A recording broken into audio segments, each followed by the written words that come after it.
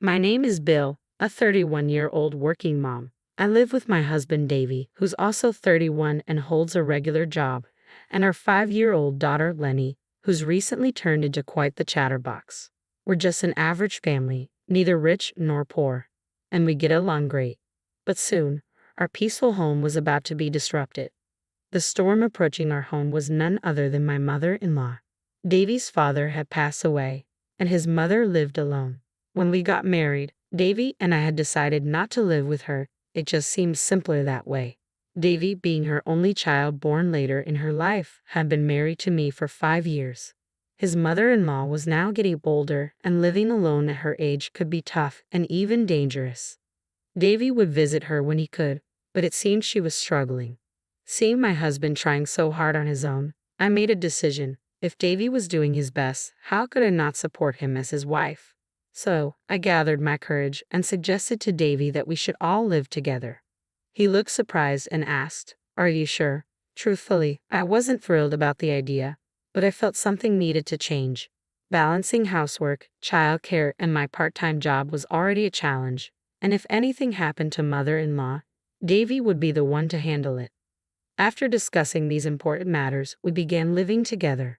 On a spring day with cherry blossoms falling, mother-in-law arrived at our home with tears in her eyes. I had thought living with such a humble woman would be smooth sailing, but I was mistaken.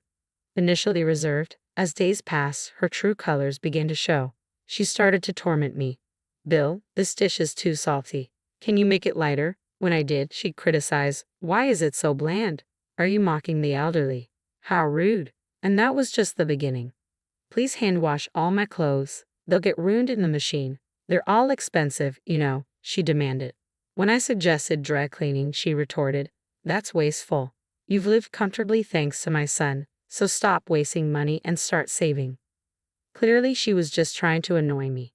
And that was just the beginner's level. Intermediate level torment went like this. "Bill, are you wearing makeup? It won't help. You're too plain." She'd comment on my appearance despite spending over 2 hours on her own makeup each morning, looking like a different person without it. I respect her desire to look beautiful, but isn't her foundation a bit too pale? I think to myself.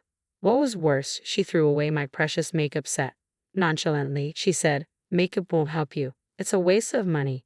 Live without it. I'm the most thoughtful family member. You should be grateful."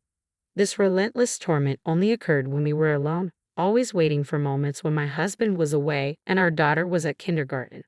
I didn't want to speak negatively about her to my husband, since she's his mother, but I wished he would listen. After much consideration, I hinted at my frustrations, but it seemed to have little effect. "I'll talk to Mom," he said, attempting to address the situation. However, mother-in-law would cry, claiming I was making things up. At one point, he even accused me of trying to deceive him. Feeling increasingly powerless, I remembered the saying, "Seeing is believing." Deciding to secretly record my interactions with my mother-in-law, I carefully placed the camera. As I pondered this, the torment from my mother-in-law escalated to an advanced level.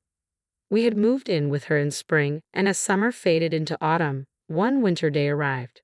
My husband was away on a business trip, and our daughter was staying with my parents. It was snowing heavily outside. Normally, I would bike to my part-time job, but due to the weather, I walked and returned in the evening.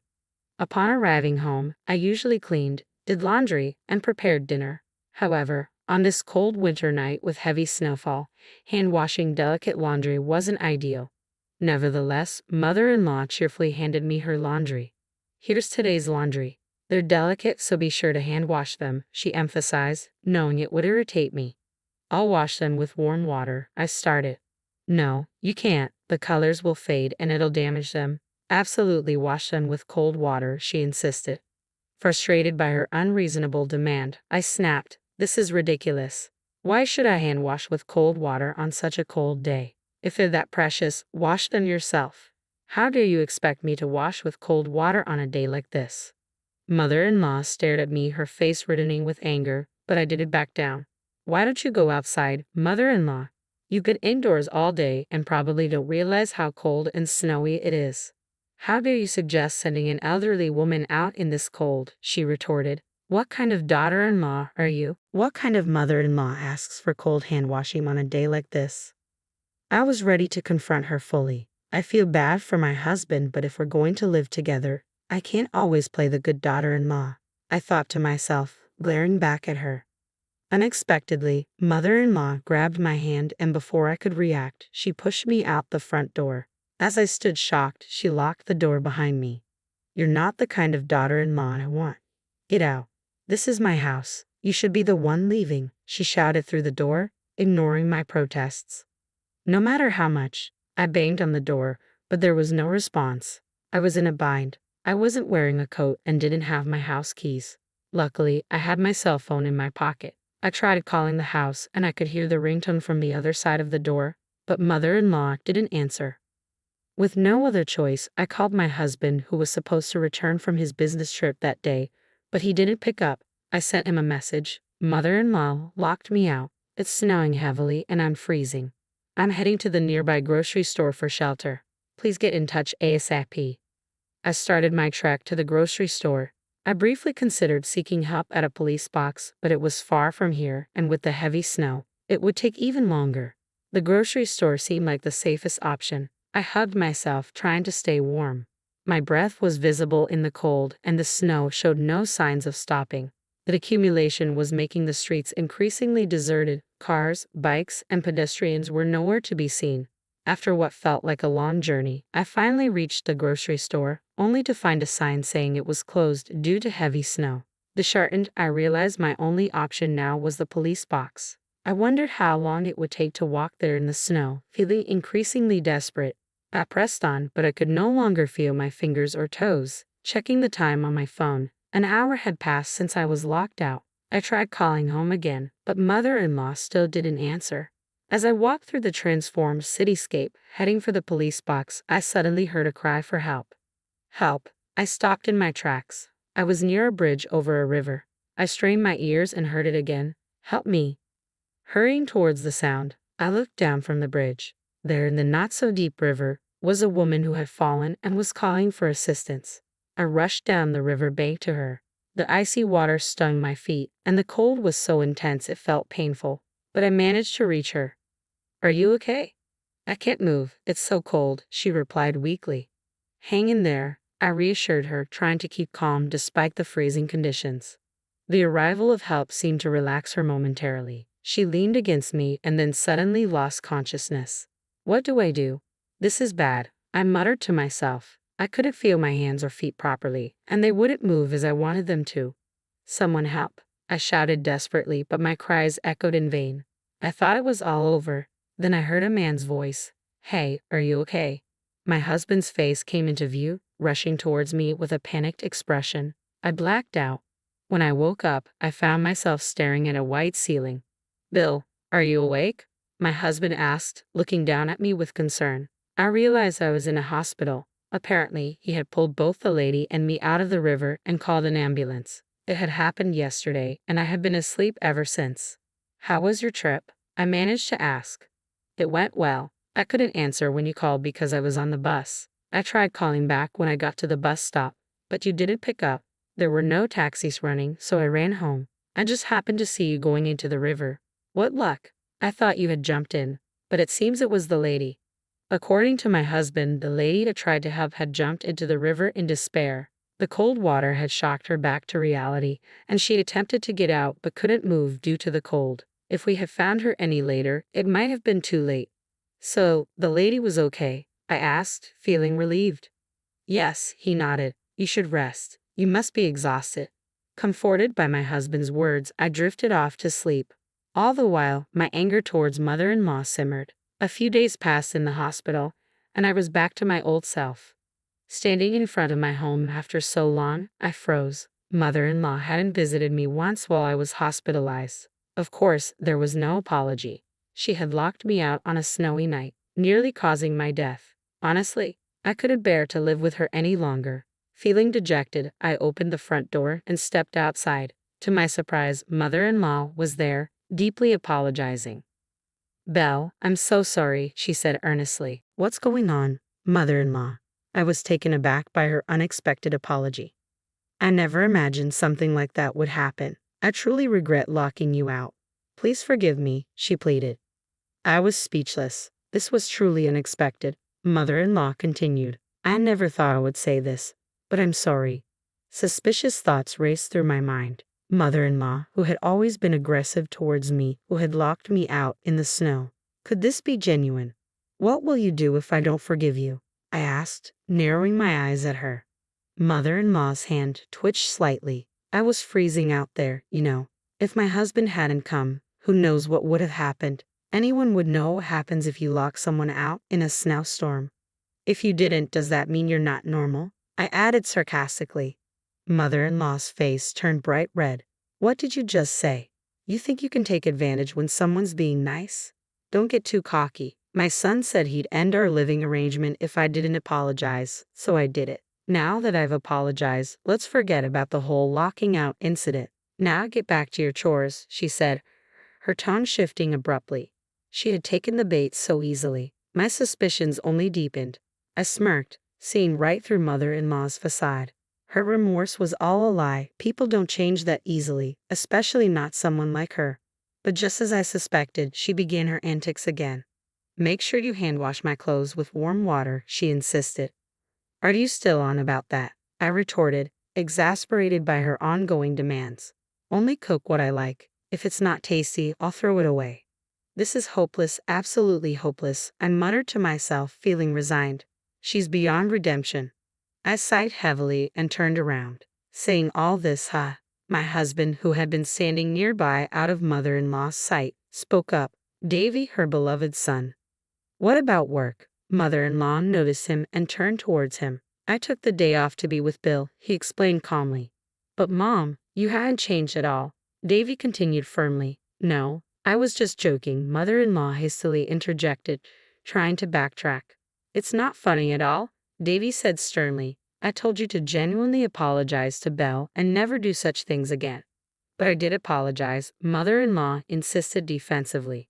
You were about to revert to your mean self. That was just a joke, Davy countered. That's why it's not funny. I had warned my husband to keep his distance, but mother-in-law's reaction was as expected, if not more dramatic. She desperately tried to justify herself, but I couldn't help laughing. Belle, what's so funny? Mother-in-law asked, puzzled by my reaction. On the other hand, Mom, I'm talking now. Listen to me, Davy asserted calmly. I'm sorry. Even mother-in-law couldn't ignore her beloved son's words. Tearfully she listened as he continued his lecture. Why would you be mean to Belle when she agreed to live with us out of concern for you? I might have gone a bit overboard earlier, but I've never harassed her. I commented on the food's taste, but I just wanted her to know my preferences. I had asked for my clothes to be dry cleaned, but Belle insisted it was a waste and would hand wash them instead. Mother-in-law continued to complain, adding that Belle had thrown away her cosmetics right in front of her. She seemed intent on shifting blame away from herself. Unable to tolerate her denial any longer, I pulled out my phone and played a recording. Today's laundry, it's expensive, so definitely hand wash it. Mother-in-law's voice echoed clearly through the room. She screamed and tried to grab my phone, but I dodged her and continued playing. Definitely wash it with water. You're not the kind of daughter-in-law I want. Get out. The sound of her dragging me out and slamming the door, ignoring my pleas, was all recorded. Every violent action she had taken that day was captured on my phone. I had been secretly recording our conversations for some time now, ensuring I had evidence whenever I interacted with her. Any rebuttal? My husband asked calmly, confronting his mother. Mother-in-law was left speechless, unable to defend herself. Is there anything else to say? I intervened. Yes, this is the end. You've trampled all my feelings of wanting to care for you. I want you to leave. I'm cutting ties. You can live on your own. We won't contact you again. Even if you reach out, we'll ignore it and won't meet. You sold the family home, right? You should have all that money, plus with your pension, you should be fine. We won't help. But wait, Davy. Are you abandoning me? Betraying your only family? Mother-in-law pleaded desperately. You're the one who betrayed us. My husband's voice was firm, leaving mother-in-law sitting there, speechless and defeated. The only sound in the room was the dripping of melted snow from the roof. From that moment on, things moved swiftly. While mother-in-law sat there, lifeless, my husband and I packed her belongings. Her hometown was a 2-hour train ride from our place. She had distant relatives there, but she had been estranged from them for so long that no one would probably care now. She rarely went out when she lived with us, so she likely didn't have any friends. But now, it didn't matter. Bye, Grandma. My daughter waved at mother-in-law, her cheerful gesture devoid of any sadness. Finally, mother-in-law broke down into tears as the taxi carrying her drove off, leaving behind her sobs. I felt nothing as I watched her leave. It was her own doing. With that thought in mind, I entered our home, feeling refreshed. Time passed, and rumor said mother-in-law lived alone in an apartment. We still received calls from her, so she must be alive, but we never met or spoke to her, just as we promised. She would probably live a lonely life, having destroyed the happiness she could have had. While listening to the washing machine, I served tea to an unexpected guest, an elderly woman, the very same lady I had saved on that snowy day. She had been living a lonely life filled with despair, but the cold river water that day had made her want to live a bit longer. My son offered to live with me. That's wonderful. His wife is lovely, she shared, but I didn't want to be a burden, so I decided to move nearby instead. That's nice. I've been lonely since my husband passed away. I thought life had nothing good left, but I was wrong. I replied warmly. I'm glad you realized that. As long as I'm alive, there's hope. Thank you for saving me that day, she said with a grateful smile. I smiled back at her, seeing a lady who had lived her life with determination and had now found happiness. Mother-in-law, on the other hand, had ruined her chance to live with her son and his family. There are so many ways to grow old, and everyone's path is different. Our own attitudes shape whether our later years are happy or sad. Seeing these two elderly women, I had a clearer idea of the kind of future I wanted to ensure, a happy future protecting the peaceful days I have now. I reminded myself of the path I should take.